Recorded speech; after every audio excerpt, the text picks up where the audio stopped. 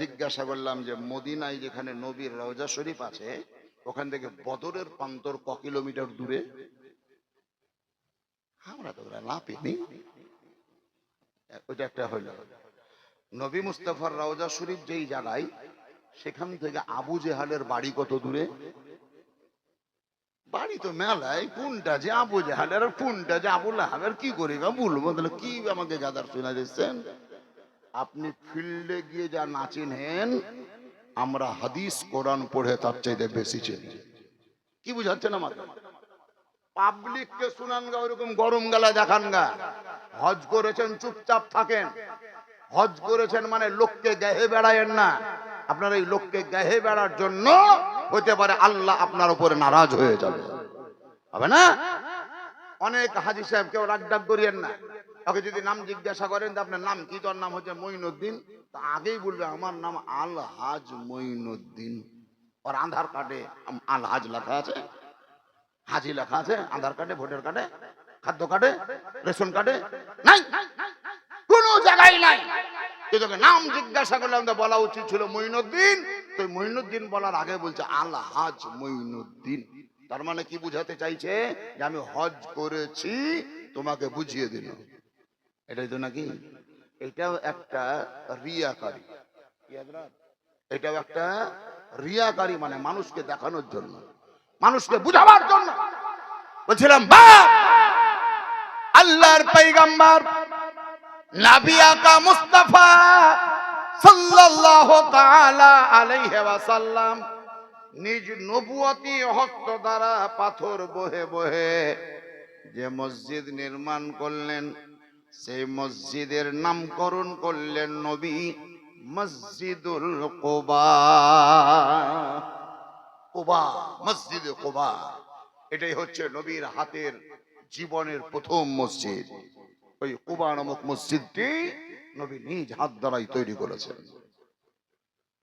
পথ চলতে লাগলেন। বনি সালিম ভিতরে আবার অবতরণ করলেন। যেতে যেতে পথের মধ্যে দাঁড়িয়ে গেলেন। সেই জায়গায় একটি মসজিদ তৈরি করে নবী আমার পথ চলতে গিয়ে প্রথম জুমার নামাজ পড়েছিলেন। এই কারণেই সে মসজিদটির নাম আজ অবধি মসজিদুল জুমা নামেই পরিচিত।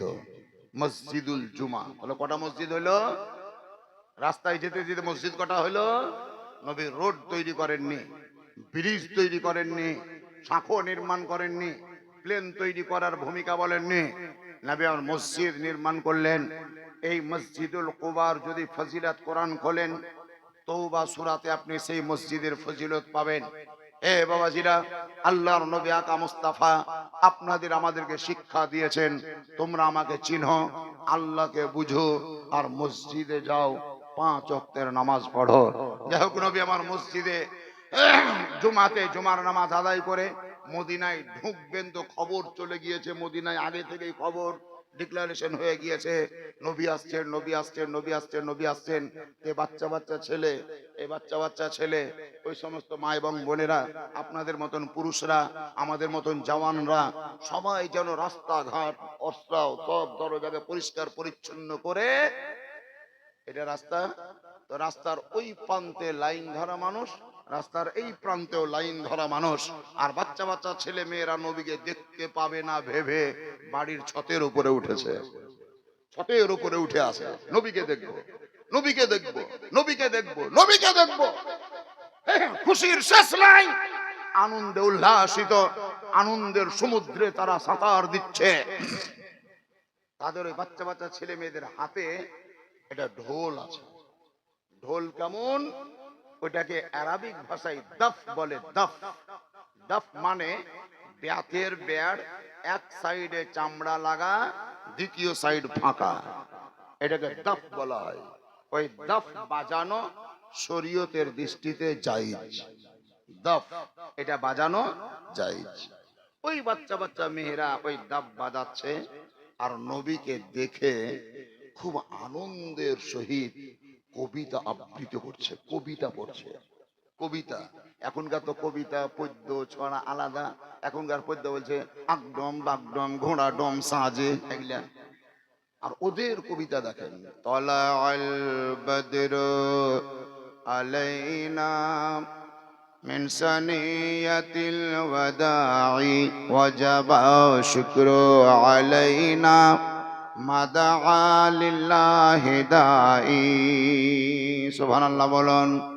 বাচ্চা বাচ্চা ছেলে মেয়েরা এই কবিতা আবৃত করে কি বলতে চাইছে? তাহারা বলতে চাইছে আমাদের নিকটে কোন পাহাড় ছেদ করে একটি সূর্যের আগমন ঘটেছে, যাহারা আল্লাহর কাছে দোয়া করবে তাহারা দোয়া করবে, এবং আমাদের জন্য আল্লাহর শুকরিয়া আদায় করা ওয়াজিব হয়ে গেছে। আমরা আল্লাহর প্রশংসা করি, আল্লাহ আমরার গুণগান গাই, আল্লাহ রাব্বে কায়নাতের তারিফ করি যে আমাদের মাঝে নবী মুস্তাফার আগমন ঘটেছে। সুবহানাল্লাহ। রাস্তায় দাঁড়িয়ে থাকা পুরুষ মানুষেরাও জান প্রাণ ভরে নবীর চেহারার দিকে তাকিয়ে তাকিয়ে আছে, কিন্তু কেউ নিজের নিজের বাড়ির দরজা বন্ধ করেনি, দরজাটা ফাঁকা রেখেছে। নবী যখন কাছাকাছি চলে আসছেন, কোন একজন মুরব্বি বলছে, ইয়া রাসূলুল্লাহ, সামান্য সময়ের জন্য, ক্ষণিকের জন্য আমার বাড়িতে প্রবেশ করুন, আপনার পদধূলি আমার বাড়িতে ফেলুন। আরো একজন বলছে, ইয়া রাসূলুল্লাহ, আপনার পদধূলি আমার বাড়িতে ফেলুন। আল্লাহর নবী আকা মুস্তাফা দেখলেন এইভাবে যদি তারা টানা হিচড়া করে তাহলে আমি পথ চলতে পারবো না। নবী আমার বললেন, শোনো, তোমরা আমাকে কেউ বাধ্য করিও না, আমার উটের সামনে দাঁড়ায়ও না, আমিও আমার উটের লাগাম ধরবো না, উটকে স্বাধীনতা দিয়ে দেব। তোমরা ইন্তজার করো, তোমরা অপেক্ষা করো, তোমরা ওয়েটটা করো। আমার উট নিজের ইচ্ছাতে পথ চলবে, আর পথ চলতে চলতে চলতে চলতে যেই বাড়িতে গিয়ে আমার উট বসে যাবে, আমি নবী সেই বাড়িতে আশ্রয় নেব। তোমরা ব্যাঘাতটা করিও না, আর আমার কাছে করজোরে মিনতিও করিও না, ছেড়ে দাও, ছেড়ে দাও। সব ছেড়ে দিলাম,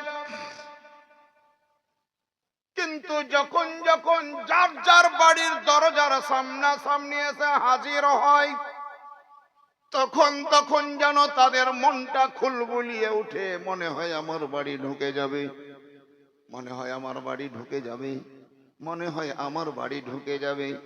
কিন্তু তার বাড়ির দরজা যখন অতিক্রম করে যাই, তখন বড় নিঃশ্বাস ফেলে আফসোস করে, যা ঢুকলো না। কোরআনে পাবেন আপনি তাফসীর, হাদিসেও পাবেন বিবৃতি বর্ণনা।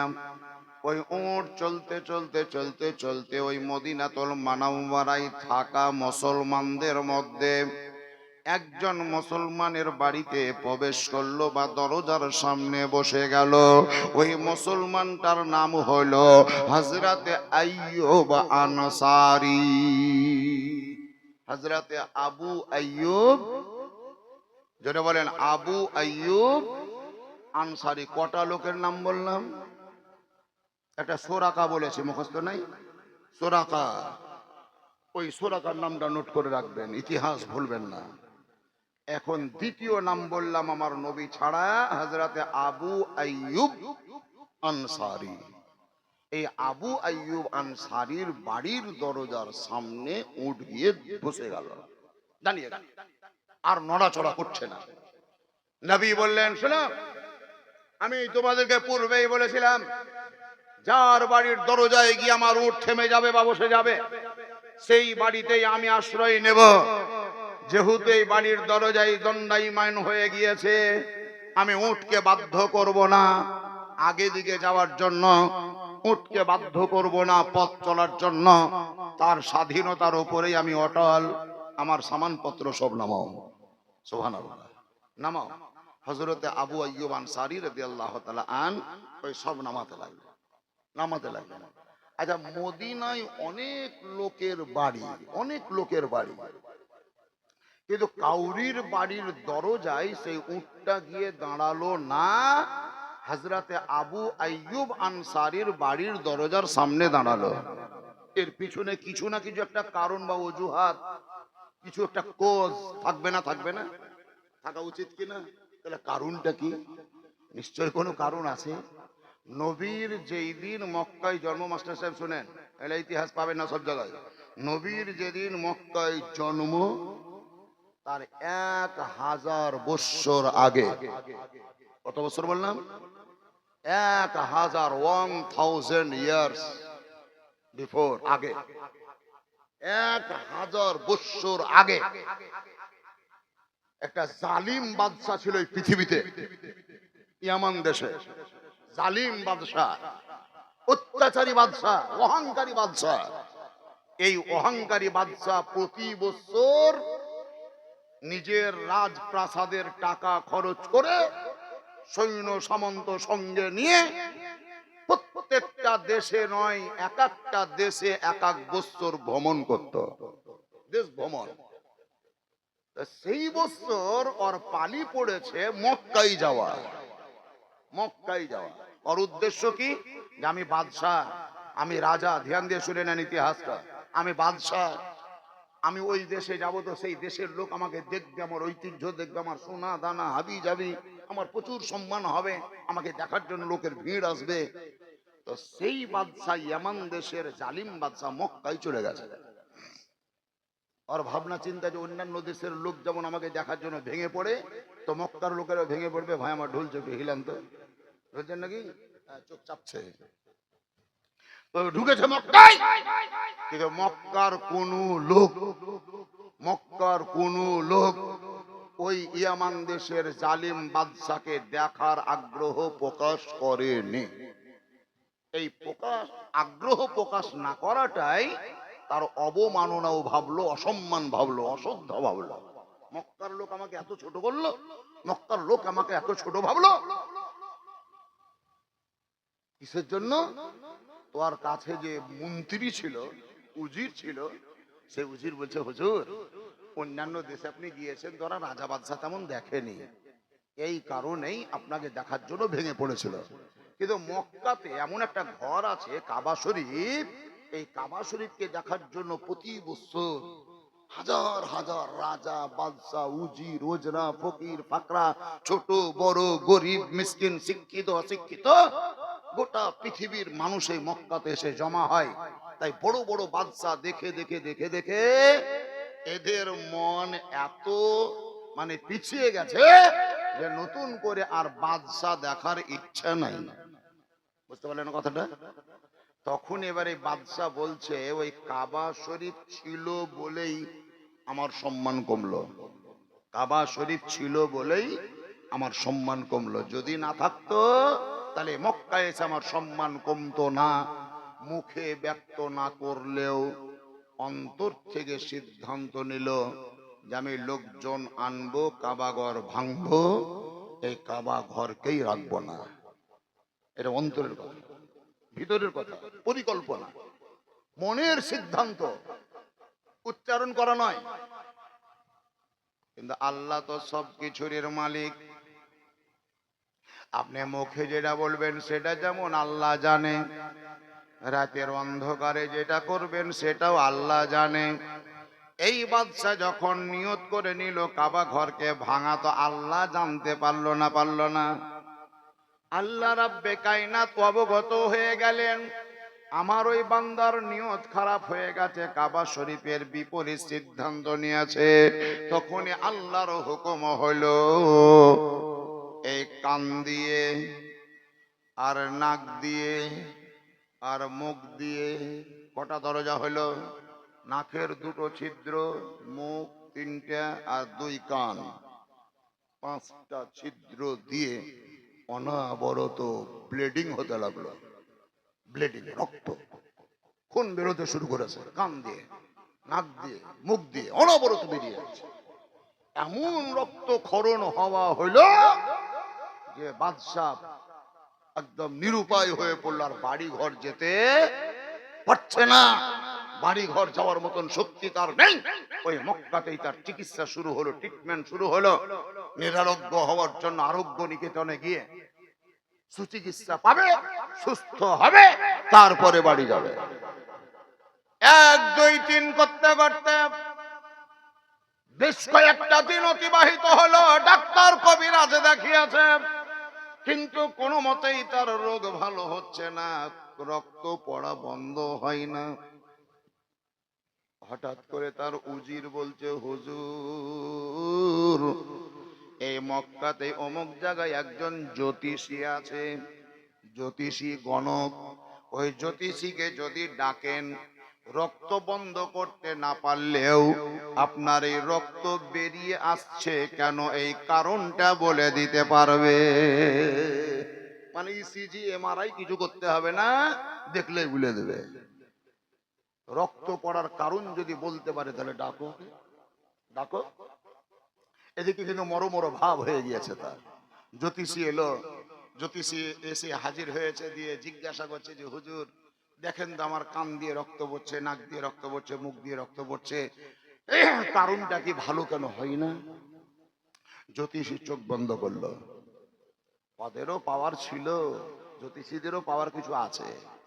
চোখ বন্ধ করে কি যে নকশা নকশা দেখে বলছে, বাদশাহ, দুনিয়ার কোন ডাক্তার আপনার রোগ ভালো করতে পারবে না, আর আপনার এই ব্লিডিং বন্ধ হবে না। আপনার ব্লিডিং বন্ধ হবে তখন আপনি অন্তর থেকে তওবা করবেন যখন। সুবহানাল্লাহ বলেন। আপনি তওবা করবেন যখন। তওবা মানে, তওবা মানে আপনাকে সারেন্ডার হতে হবে, ক্ষমা চাইতে হবে কার নিকটে? এক স্রষ্টা আল্লাহর কাছে। কেন, কি অপরাধ করলাম আমি? অপরাধ করেননি, মনে মনে নিয়ত করেননি কাবা ঘর ভেঙে ফেলে দেবো, কাবা ঘর ভেঙে মিসমার করে দেবো, নিয়ত করেননি? বাদশাকে এই কথাটা যখন বলল, তখন জ্যোতিষীকে জিজ্ঞাসা করার আগে বলছে, ঠিক বলেছ, ঘেবড়ে গেল, কিন্তু আমি যে মনে মনে সিদ্ধান্ত নিলাম। এই কথাটা তুমি জানলে কি করে? জ্যোতিষী বলছে আগে তওবা করো, রক্ত বন্ধ হবে, তারপরে বলবো। খোদার কাছে তুমি ক্ষমা প্রার্থনা করো। মনে মনে যেমন কাবা ঘর ভাঙার সিদ্ধান্ত নিয়েছিল, ঠিক তেমন ওই বাদশা আবার মনে মনে আল্লাহর কাছে সারেন্ডার হয়ে ক্ষমা চাইলো, কান ধরলো, আর জীবনে এইরকম অসৎ চিন্তা করব না, অবৈধ ভাবনা ভাববো না।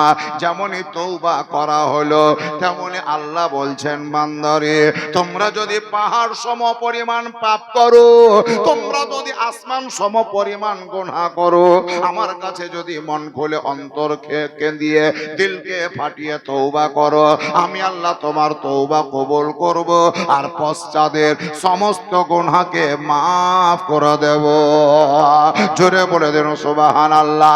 এই বান্দা বাদশা যখন আল্লাহর নিকটে ক্ষমা চাইলো, আল্লাহ রাব্বে কায়নাতের হুকুম হলো, তার কান নাক মুখ দিয়ে পড়া ওই রক্তের ধারা বন্ধ হয়ে গেল। আলহামদুলিল্লাহ বলে, বন্ধ হয়ে গেল। বলেন এবার রোগ দেওয়ার মালিক কে? আল্লাহ। ভালো করার মালিক আল্লাহ। কিন্তু ডাক্তার, কবিরাজ এগুলো হলো মাধ্যম, ওসিলা, মিডিয়া। আল্লাহ ভালো করবে বলে পেটে লাগছে বাড়িতে বসে থাকিয়েন না, ডাক্তার দেখান, চিকিৎসা করেন, ঔষধ খান। জি হ্যাঁ, এর সব বন্ধ হয়ে গেল। এবার জ্যোতিষীকে বলছে, বলো তুমি কি করে বুঝলা, কি করে জানলা? জ্যোতিষী বলছে, বাদশা মশাই শোনেন, শুধু আপনারই এই ঘটনা নয়, আমি বহুত পরেরও কথা বলতে পারবো, যেটা পরে ঘটবে সেটাও বলবো। তখন বাদশা বলছে, কি? তো যে আজ থেকে 1000 বৎসর পরে, জ্যোতিষী বলছে আজ থেকে 1000 বৎসর পরে মক্কাতুল মুকাররমা মানে এই মক্কাতে একজন নবীর আগমন ঘটবে। নাম হবে মুহাম্মদ, বাপের নাম হবে আব্দুল্লাহ, মায়ের নাম হবে আমেনা, তার আরেকটা নাম হবে আহমদ। সে হবে শান্তির দূত, শান্তির বার্তা দেওয়ার জন্য দুনিয়াতে আসবে। মক্কাতে মানুষকে সুপথ দেখাবার চেষ্টা করবে, কলেমা পড়িয়ে পড়িয়ে মুসলমান বানাবে। কেউ মানবে, কেউ মানবে না, কেউ শুনবে কেউ শুনবে না। শেষ পর্যন্ত লাস্ট মোমেন্টে ওই নবী মুহাম্মদ মক্কায় 53 বছর বয়স পর্যন্ত থাকবে। থাকার পরে আল্লাহর হুকুমে উটের পিঠে চেপে এই মদিনাতে চলে যাবে, মদিনাতে গমন করবে, মদিনাতে পদার্পণ ঘটবে। জ্যোতিষীকে বাদশাহ জিজ্ঞাসা করলো, ওই সময় মোহাম্মদ যে মদিনায় যাবে তো কোন বাড়িতে থাকবে, কার বাড়িতে আশ্রয় নেবে? জ্যোতিষী বলছে তা বলতে পারবো না, কিন্তু মদিনায় যাবে তা আমি জানি, মদিনায় পদার্পণ ঘটবে এতটুকু আমি জানি। বাদশাহ বলছে জ্যোতিষী ব্যাস আর কিছু বলতে হবে না, যেই মোহাম্মদের ওসিলায় কাবা ঘর অবস্থিত, যেই মোহাম্মদের ওসিলায় আসমান জমিন নির্মিত, যেই মোহাম্মদের ওসিলায় জগৎ সৃষ্টি হয়েছে, ওই মোহাম্মদ 1000 বছর পরে দুনিয়ায় আসবে, মদিনায় হিজরত করে চলে যাবে।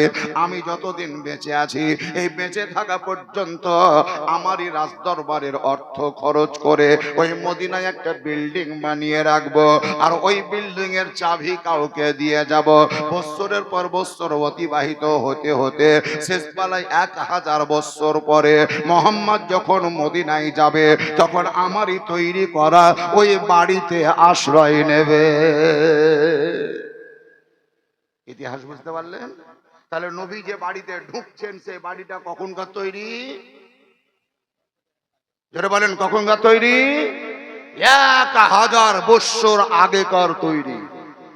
নবী জানতেন, মক্কার লোক জানতো, মদিনার লোক জানতো সাপোজ, কিন্তু উটকে কে বললো?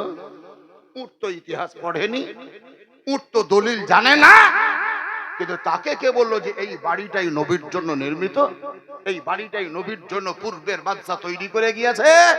আল্লাহ বলছেন বান্দারা তোমার ভিতরে যেমন জ্ঞান দেওয়ার মালিক আমি, বিবেক দেওয়ার মালিক আমি, ঠিক তেমন মাঝে মধ্যে উট গরু ভেড়াকেও জ্ঞান বুদ্ধি দেওয়ারও মালিক হইলাম আমি। মহব্বতে বলে দিন সুবহানাল্লাহ। আল্লাহর নবী আকা মুস্তাফা আহমদ মুস্তাফা নবী মুহাম্মদুর রাসূলুল্লাহ জোরে পড়ুন সাল্লাল্লাহু তাআলা আলাইহি ওয়াসাল্লাম বললেন, আবু আইয়ুব আনসারী এখানে আমার ওট দাঁড়িয়ে গিয়েছে, আর আগে দিকে এগিয়ে যাওয়া যাবে না, আমার ওটের সামানপত্র নামিয়ে নাও। হযরতে আবু আইয়ুব নিজের হাত দ্বারায় নবীর লাগেজ সব নামিয়ে নিলেন। হযরতে আবু আইয়ুব আনসারীর বাড়িটা হলো দুমানজেলা। দুমানজেলা মানে দুতলা, ডবল ছদ। নিচেও যেমন মানুষ বসবাস করা যাবে, ওপর তলাতেও মানুষ থাকা যাবে। আবু আইয়ুব আনসারীর বাড়িতে লোকজন কম, তাই তারা নিচে বসবাস করতেন। নবী যখন প্রবেশ করলেন তখন নবীকে স্বাধীনতা দিলেন। আসসালাতু আসসালামু আলাইকা ইয়া রাসূলুল্লাহ, আসসালাতু আসসালামু আলাইকা ইয়া হাবিবাল্লাহ। নবী গো, আমার এই বাড়িতে ওপরেও থাকা যাবে, নিচেও থাকা যাবে, আপনি বলুন নিচে থাকবেন না ওপরে? আমার নবী বলছেন সুবহানাল্লাহ। দেখেন নবী বলছেন, আবু আইয়ুব আমি হইলাম মক্কার লোক, মদিনার লোকের কাছে মেহমান, গেস্ট, কুটুম। ওপরে থাকলেও আমাকে দেখতে আসবে, আর নিচে থাকলেও আমাকে মদিনার লোকেরা দল দল বেঁধে বেঁধে দেখতে আসবে। ওপরে যদি থাকি তাহলে বেশ কিছু লোকের অসুবিধা হবে সিঁড়ি বয়ে আমাকে দেখতে যাওয়া, তাই ওই সমস্ত মানুষদের যেন আমাকে দেখতে এসে কষ্ট না হয়, কষ্ট না পাই, তাই ওপরে থাকবো না, নিচেই আমার জায়গা করো। পূর্বের মানব দরদি দেখেন, দরদে দেখেন কত সিদ্ধান্ত নিচ্ছেন, আমি ওপরে থাকলে মানুষের অসুবিধা হবে। তাহলে মানুষের অসুবিধাটাকেই নবী বুঝতেন বেশি, মানুষের অসুবিধা যেন না হয় এর প্রতি নবীর ধ্যান ছিল। আর এখনকার যারা আছে ওই যে তোরা মরগা মার্ডার হয়ে যাগা, আমার পদ থাকলেই হইল, কি বলছেন, আমারটা থাকলেই হলো। নবী বললেন আমাকে দেখতে আসবে, তারা যেন কষ্ট না পায়, ক্লেশ না হয়, হাঁটুতে ব্যথা না হয়, মাজায় কষ্ট আপনার ব্যাঘাত না ঘটে, ইনজোর যেন না হয়, তাই আমি পরে থাকবো না, নিচেই জায়গার ব্যবস্থা করো। হযরত আবু আইয়ুব আনসারী রাদিয়াল্লাহু তাআলা আনহু আমার নবী মুস্তাফার জন্য নিচের তলাটাকে পরিষ্কার পরিচ্ছন্ন করে দিলেন। নবীর সামানপত্রগুলোকে গুছিয়ে গাছিয়ে রাখলেন। হযরত আবু আইয়ুব আনসারী নিজের স্ত্রী সহ উপরে বসবাস করেন। তিনারা রান্না বান্না করে আমার নবীকে খাবারের জন্য নিচে দিয়ে পাঠাচ্ছেন। নবী সেই পাত্রের খাবার বিসমিল্লাহ পড়ে খেতে শুরু করতেন তো 3 আঙ্গুলে খেতেন। ও আঙ্গুলে? 3 আঙ্গুলে, এটা আর এই দুটো 3 আঙ্গুলকে ব্যবহার করতেন। 3 আঙ্গুলে খাবার তুলে মুখে দিতেন, 3 আঙ্গুল। এটা একটা নবীর সুন্নাত। 2 নাম্বার, নবী এই ডান দিক থেকে নয়, বাম দিক থেকে নয়, ওই দিক থেকে নয়, একদম সামনে প্লেটের সামনে যে খাবার, সেই খাবারটাকে টেনে টেনে এক কর থেকে এক সাইড থেকে তুলে তুলে খেতেন। তাহলে পরের যে খাবারগুলা থাকতো বেঁচে, যদিও নবী খেতে খেতে ছেড়ে দিতেন, তবুও জুঠা বা এঁঠো বুঝা যেত না, যেহেতু ওইদিকে কোনো আবর্জনার মতো কিছু যায় নাই। আর এখন আমাদের একদম আমাদের খাওয়া আলাদা, নবীর খাওয়া আলাদা। এই 3টে আঙুলে নবী খেতেন। খাবার খেতে খেতে খেতে খেতে কিছু খাবার খেয়ে ছেড়ে দিলেন, সেই খাবারটা আবু আইয়ুব আনসারী উপরে নিয়ে চলে যেতেন। স্বামী স্ত্রী 2 জনে বসতেন। বসো, সুবহানাল্লাহ বলবেন না? হযরত আবু আইয়ুব আনসারী বলছেন, বসো। আজকে যে খাবার আমাদের সম্মুখে এসেছে, যদি আমাদের হাঁড়িতে রান্না, যদি আমাদের বাড়ির রান্না, যদি আমাদেরই খরচ করা খাবার তৈরি, কিন্তু এর পূর্বে যে খাবার খেয়েছি তাতে বরকত ছিল কি ছিল না বলতে পারবো না। তবে এখন যে খাবার আমাদের সামনে, আমার দিল বলছে এই খাবার বরকত ছাড়া হতেই পারে না। নবীর উচ্ছিষ্ট খাবার, নবীর রেখে দেওয়া খাবার, ছেড়ে দেওয়া খাবার, স্বামী স্ত্রী 2 জনে তাবাররুকান শিরনি তোহফা হিসাবে 2 জনে খাচ্ছেন। এটাও হাদিসে লেখা আছে যে যেই জায়গাতে নবীর হাতের আঙ্গুলের স্পট দেখতে পেতেন, দাগ দেখতে পেতেন, ওই জায়গারই খাবারটা হযরত আবু আইয়ুব আনসারী ভক্তি সহকারে পানাহার করতেন, ওটাই খেতে হতেন। সুবহানাল্লাহ, কত ভালোবাসতেন নবীকে, কত শ্রদ্ধা করতেন। এই শ্রদ্ধার একটি উদাহরণ লেখা আছে কিতাবে। শীতের সময় প্রচন্ড ঠান্ডা, প্রকট ঠান্ডা, যেই ঠান্ডাতে মানুষ হু করে, এইরকম ঠান্ডার মৌসুম। উপর তলায় যেহেতু তিনারা বসবাস করছেন, কলসি ছিল, কলসিটা উভুর হয়ে গিয়ে এক কলসি পানি হদহদ হদহদ হদহদ করে সব ওই ছতের উপরে পড়ে গেল। ছতটা কিসের? 16 mm রড দিয়ে ঢালাই করা, 12 mm আর 10 mm রড দিয়ে ঢালাই করা, 8 mm রড দিয়ে রিং বাঁধা, পাথর আর বালি সিমেন্ট দিয়ে ঢালাই করা না, খেজুরের পাতা উপরে, তার উপরে কিছু মাটি দিয়ে কোঠা। কোঠা বুঝেন বোধহয়, আগে কোঠা ছিল।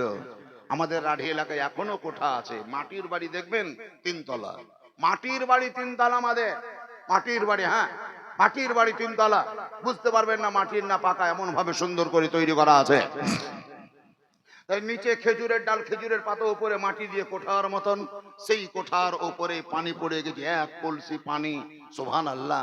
এই মাটিকে বা খেজুরের পাতায় শোষণ করে করে শেষ বেলায় হতে পারে যে পানিটা এইভাবে গিয়ে নিচে দিকে পৌঁছে যাবে, যে একটু একটু একটু করে 1 বিন্দু 2 বিন্দু করে নবীর গায়ে বা নবীর ঘরে পড়তে পারে। এই সম্ভাবনাকে প্রাধান্য দিয়ে হযরতে আবু আইয়ুব আনসারীর বাড়িতে শীতকালে, রাত্রিকালে শীতের প্রকট থেকে বাঁচার জন্য তুলো যুক্ত যে একটা ল্যাপ তৈরি করা ছিল। পানিটাকে তাড়াতাড়ি কি করে আমি জাস্ট করব, তাড়াতাড়ি কি করে পানিটাকে কন্ট্রোলে আনবো, তাই তিনি সেই ল্যাপটার দিকে মায়া মমতা না করে নবীর শ্রদ্ধা জ্ঞাপন করতে গিয়ে ল্যাপটাকে বিছিয়ে দিলেন। সুবহানাল্লাহ, পানির উপরে। আর ওই তুলোর ল্যাপ যত পানি ল্যাপে শোষণ করলো, নিচে পানি গেল না। সারা রাত যদিও তিনারা ঠান্ডায় অতিবাহিত করলেন, কিন্তু নবীকে কষ্ট দিলেন না। এরই নাম হলো ভালোবাসা, একেই বলে মহাব্বত। হে বাবাজিরা, মা এবং বোনেরা, এই নবী আকা মুস্তাফা আল্লাহর নবী পয়গম্বর বললেন, আবু আইয়ুব আনসারী সমস্ত সাহাবায়ে কেরামগণদেরকে ডাকো। হযরতে আনাস ইবনে মালিক বলে একজন সাহাবী, দেখেন আরেকটা নাম এলো, কি নাম? হযরতে আনাস ইবনে মালিক, মদিনায় বাড়ি। তো সব সাহাবীদেরকে ডাকলেন, বললেন যে ওদের বাড়িতে হাজির হও, আনাস বিন মালিকের বাড়িতে হাজির হও। কেন জানেন? ওই মদিনার যারা মুসলমান তাদের তো মদিনাতেই বাড়ি, কিন্তু নবী মদিনায় চলে আসার জন্য কেউ পূর্বে কেউ পরে মক্কা ছেড়ে বাপ মাকে ত্যাগ করে জমি জায়গা ছেড়ে মদিনায় চলে আসছে। এরা থাকবে কোথায়? এরা যাবে কোথায়? খাবে কি? এর সুবন্দোবস্ত করছেন নবী। আনাস বিন মালিকের বাড়িতে হাজির হও, সবাই চলে আসো। এই আনাস বিন মালিকের বাড়ি। যখন মদিনার বাসিন্দা সাহাবী, মক্কা থেকে হিজরত করে আসা মুহাজির সাহাবী উভয় পক্ষ হাজির হলেন, তখন পর্যন্ত মক্কা থেকে আসা মুহাজিরদের সংখ্যা ৪৫ থেকে ৫০ জন। কতজন? ৪৫ থেকে ৫০ জন। ৪৫ও হতে পারে, ৫০ও হতে পারে, নির্দিষ্ট করে বলতে পারছি না, কিতাবে যা লেখা আছে তাই বলছি।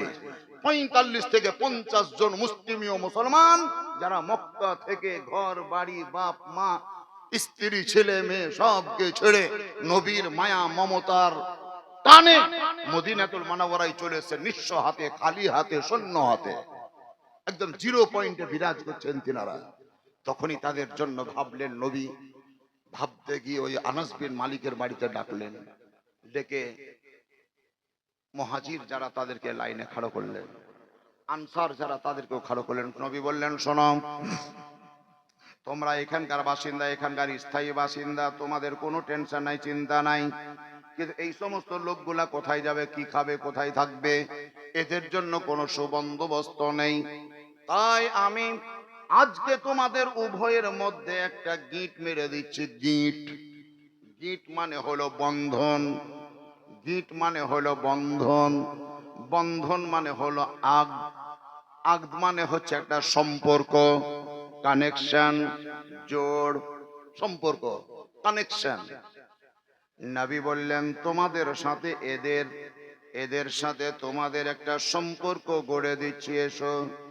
এই সাইড থেকে একজনকে নিলেন, এই সাইড থেকে একজনকে নিলেন, দুইজনের হাতকে ধরে নবী নিজের হাতের স্পর্শ রেখে নবী বললেন, শোনো, আজ থেকে আমি নবী বলে দিচ্ছি, তুমি হচ্ছ এর ভাই, আর আজ থেকে এ হচ্ছে তোমার ভাই।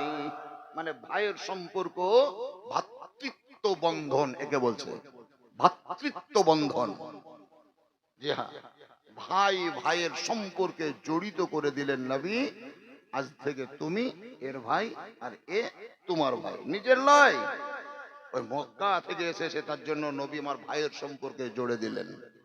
তো যেমনই জোড়ে দেওয়া, তেমনি এই সাহাবীকে নিয়ে উনি মদিনার লোক যিনি, নিজের বাড়িতে গিয়ে সুবহানাল্লাহ কি কি করেছেন জানেন? একজন সাহাবীর নাম মুখস্থ করে রাখতে পারলে রাখিয়েন, হযরতে আব্দুর রহমান ইবনে আউফ। এই হযরতে আব্দুর রহমান ইবনে আউফ, যার ইতিহাস আছে বদরের যুদ্ধে। নিশ্চয়ই 3 দিন যদি আপনারা জীবনে শুনতে আসেন, তো বদরের যুদ্ধের ইতিহাস আশা করি আপনাদের সম্মুখে বর্ণনা দেব, কোরআনের তাফসীর দ্বারা, হাদিসের উদ্ধৃতি দ্বারা, সাহাবায়ে কিরামদের জীবনী দ্বারা। বদরের প্রান্তে কি কি হয়েছিল, সেই জায়গাতে আব্দুর রহমান বিন আউফের কি ভূমিকা ছিল, সেই জায়গায় পেয়ে যাবেন। হযরত আব্দুর রহমান বিন আউফ রাদিয়াল্লাহু তাআলা আনহু একজন সাহাবী, যিনি মক্কা থেকে এসেছেন, ইনি মুহাজির সাহাবী। আর এই সাহাবীকে অন্য একজনের হাতে বললেন যে এটা তোমার ভাই। এই আব্দুর রহমান বিন আউফকে উনি বাড়ি নিয়ে গেলেন। বাড়ি নিয়ে গিয়ে কেমন ভাইয়ের সব মানে প্রাধান্য দিয়েছেন, যত রকমের খাবার দাবার টাকা পয়সা যা ছিল সবকে বার করে সামনে রেখে দিয়ে তিনি বলছেন, ভাই আপনি আমার ভাই, নবী বলে দিয়েছেন। আমরা যেমন বাপের জন্ম দেওয়া 3 ভাই হলে সমপরিমাণ ভাগের অধিকারী হতাম, আপনি যেহেতু নবীর কথা মোতাবেক আমার ভাই, আমার সাই সম্পত্তি স্থাবর অস্থাবর যা আছে আজ থেকে 2 ভাগে বিভক্ত হবে। সেহেতু 1 ভাগ হলো আপনার, আর 1 ভাগ হলো আমার। এমনকি সেই সাহাবী হযরতে রাবি আনসারী রাদিয়াল্লাহু তাআলা আনহু একদিন আবু আইয়ুব হযরতে আব্দুর রহমান বিন আউফের নিকটে এমন মনের ভাব প্রকাশ করেছিলেন যে, ভাই সবই তো আপনাকে ভাগ দিতে পারলাম, সবই তো আপনাকে আমি অংশ দিয়ে দিলাম, কিন্তু একটা জায়গায় অংশ দিতে পারি না, এর জন্য আমি নিজেকে ছোট মনে করছি। হযরতে আব্দুর রহমান বিন আউফ জিজ্ঞাসা করলেন, কি বলো? বলে, হুজুর আমার 2টো স্ত্রী, এটাকে তো ভাগ দেওয়া যাবে না, এটা তো ভাগ দেওয়া সম্ভব নয়, তবে আমি নবীর কাছে যাব, আমার নবীর অনুমতিটা নেব। ওই নবী মুস্তাফা যদি অনুমতি দিয়ে দেয় তাহলে আমি আমার একটা স্ত্রীকে তালাক দিয়ে দেব, তার ইদ্যত পালন করার পরে আপনার সঙ্গে বিবাহ দেব, তাহলে আমি মনের দিক থেকে শান্তি পাবো যে আমি ভাইয়ের হক আদায় করেছি। হযরতে আব্দুর রহমান বিন আউফ রাদিয়াল্লাহু তাআলা আনহু বলেন, কত দূরে পৌঁছাতে হবে না, মদিনার বাজার কোন দিকে দেখিয়ে দাও, মদিনার মার্কেট কোন দিকে দেখিয়ে দাও। ওনাকে বাজার দেখিয়ে দেওয়া হলো।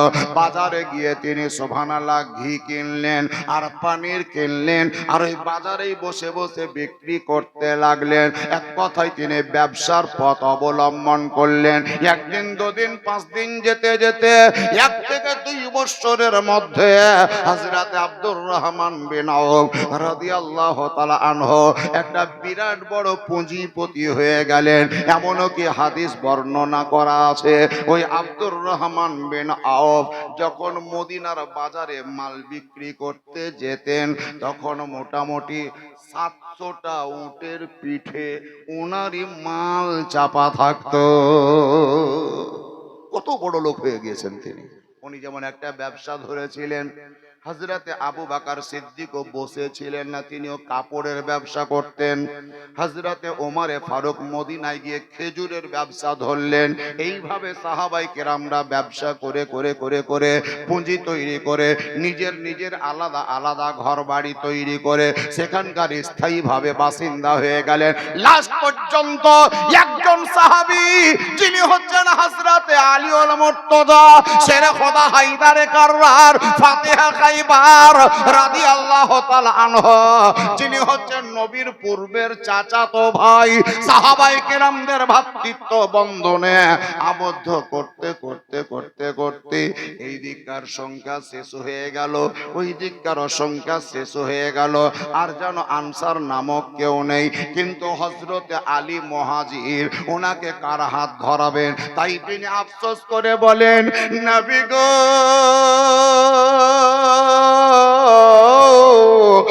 আল্লাহর পয়গম্বর, আল্লাহর হাবিব, আপনার নিকটে আমার একটি আবেদন। নবী মুস্তাফা জিজ্ঞাসা করলেন, কি বলো? বলে, হুজুর সবাইকে সবারই ভাই বানিয়ে দিলেন, কিন্তু আমার জোড়া হলো না, আমার সঙ্গী হলো না, আমার কেউ ভাই বন্ধনে আবদ্ধ হলো না।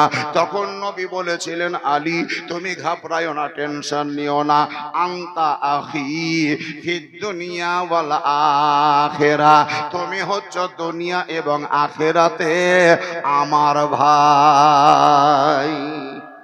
সুবহানাল্লাহ বলবেন না? আমার নবী অ্যাকসেপ্ট করলেন হযরতে আলীকে। এই কারণে অন্যান্য সাহাবায়ে কেরামগণ অন্যান্য সাহাবীদের বাড়িতে থাকলেও হযরতে আলী কিন্তু আমার নবীর বাড়িতেই। নবী যেখানে আলী সেখানে, নবী যে পথে আলী সে পথে, নবী যে ময়দানে আলী সেই ময়দানে।